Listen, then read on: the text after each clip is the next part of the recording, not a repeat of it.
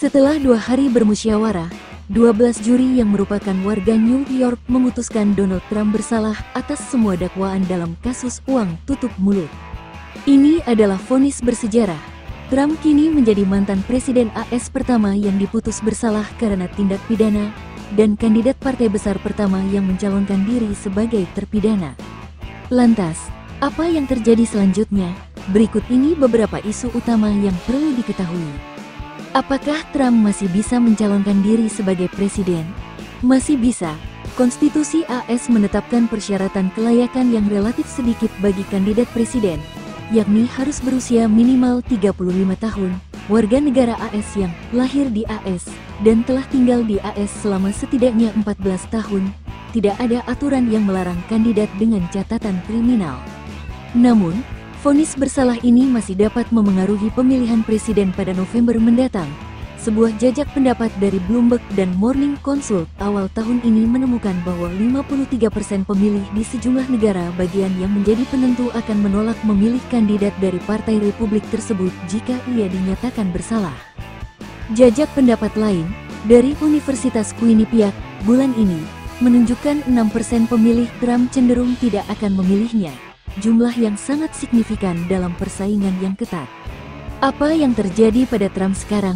Trump bebas dengan jaminan selama persidangan berlangsung dan hal ini tidak berubah setelah putusan dibacakan pada hari Kamis, 30.05.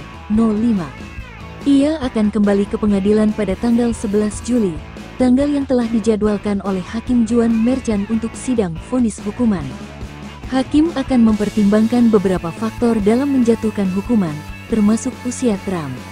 Hukuman tersebut dapat berupa denda, masa percobaan atau pengawasan, atau mungkin hukuman penjara. Trump, yang menyebut putusan itu sebagai aib, hampir pasti akan mengajukan banding atas putusan bersalah tersebut, sebuah proses yang dapat memakan waktu berbulan-bulan atau bahkan lebih lama. Tim pengacaranya kemudian akan menghadapi divisi banding di Manhattan dan mungkin pengadilan banding.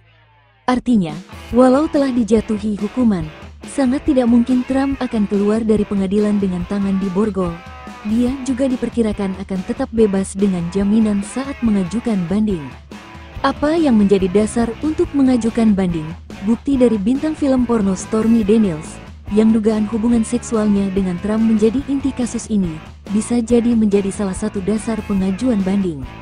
Detail yang diberikan oleh Daniels sebenarnya tidak diperlukan untuk memaparkan kisah tersebut, kata Anna Kominski, seorang profesor di New York Law School.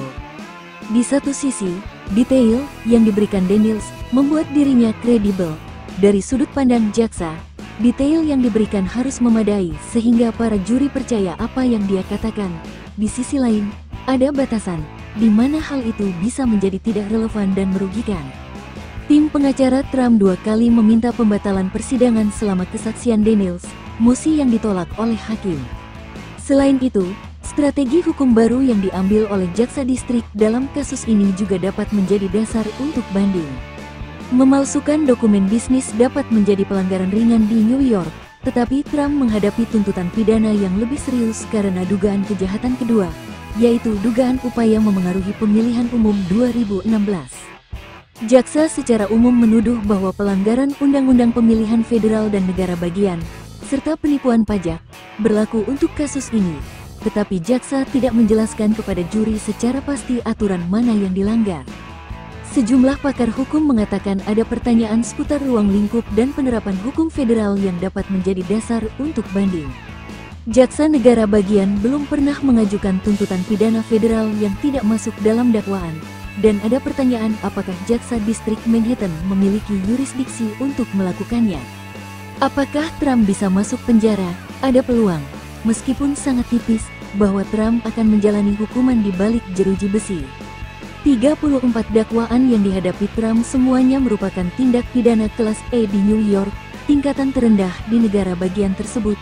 Setiap dakwaan memiliki hukuman maksimal 4 tahun.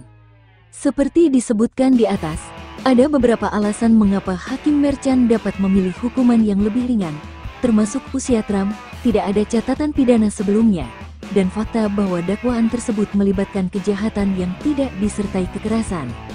Dia dapat mempertimbangkan pelanggaran Trump terhadap perintah pengadilan untuk tidak berbicara selama persidangan.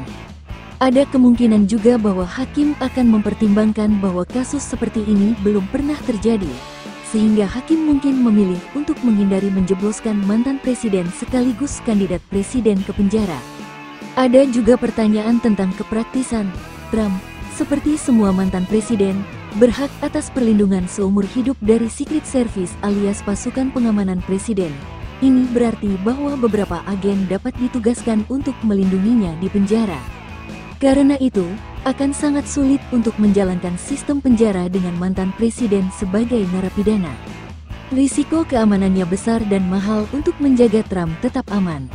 Sistem penjara peduli pada dua hal, keamanan lembaga dan menekan biaya, kata Justin Paperny, Direktur firma konsultan penjara White Collar Advice. Jika Trump berada di dalam penjara, kesulitannya luar biasa, tidak ada sipir yang akan mengizinkannya, katanya. Bisakah Trump memberikan pengampunan kepada dirinya sendiri? Tidak bisa. Presiden memang dapat memberikan pengampunan bagi orang-orang yang melakukan pelanggaran federal. Kasus uang tutup mulut di New York adalah masalah negara bagian, yang berarti Trump tidak akan mampu memberikan pengampunan jika ia menjadi presiden lagi. Hal yang sama berlaku untuk kasus Trump di Georgia, di mana ia dituduh melakukan konspirasi kriminal untuk membatalkan kekalahan tipisnya dari Presiden Joe Biden di negara bagian tersebut selama pemilihan umum 2020. Kasus ini saat ini masih dalam proses banding. Kewenangan pengampunan tidak jelas untuk dua kasus federal Trump. Satu mengenai dugaan kesalahan penanganan dokumen rahasia, dan yang lainnya mengenai konspirasi untuk membatalkan pemilihan umum 2020. Pada kasus pertama, seorang hakim yang ditunjuk Trump di Florida telah menunda persidangan tanpa batas waktu, dengan mengatakan bahwa menetapkan tanggal sebelum menyelesaikan pertanyaan tentang bukti tidak bijaksana. Kasus federal kedua yang masih tertunda juga ditunda selagi banding dari Trump berlangsung. Keduanya kemungkinan tidak akan terjadi sebelum pemilihan umum November. Kalaupun terjadi, para ahli konstitusi tidak sepakat tentang apakah presiden bisa memberikan pengampunan kepada dirinya sendiri. Trump bisa jadi orang pertama yang mencoba.